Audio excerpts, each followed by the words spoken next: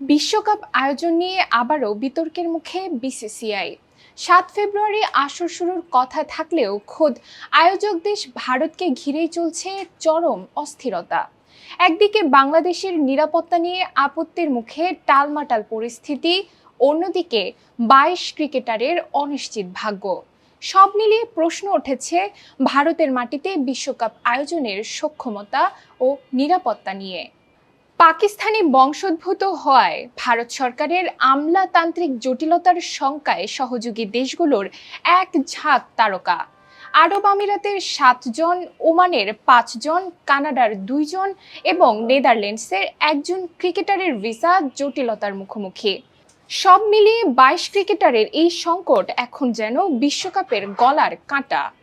ধাক্কা খেয়েছে খোদ ক্রিকেটের জন্মদাতা ইংল্যান্ডও। ভারতের ভিসা না পাওয়ায় কপাল পুড়েছে আদিল রশিদ ও রেহান আহমেদের।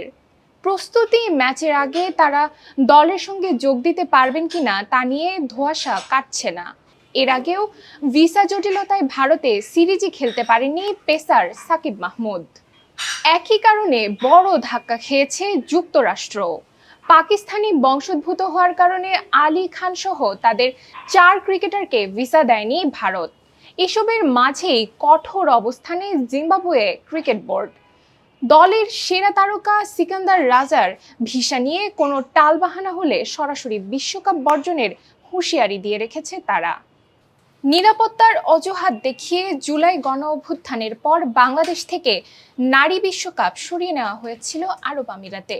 কিন্তু আয়োজক দেশটির নাম ভারত বলেই কি এখনো নীরব আইসিসি? একের পর এক বিতর্ক আর চরম বৈষম্যে প্রশ্নবিদ্ধ এখন ভারতের বিশ্বকাপ। আইসিসিতে ভারতের আধিপত্য কি তবে ক্রিকেটকে খাদের কিনারায় নিয়ে যাচ্ছে? নিরাপত্তা ইস্যুতে বাংলাদেশের অনড় অবস্থান আর 22 ক্রিকেটারের ভিসা জটিলতা, সব মিলিয়ে ভারতের আয়োজক হওয়া এখন বড়সড় সমালোচনার মুখোমুখি।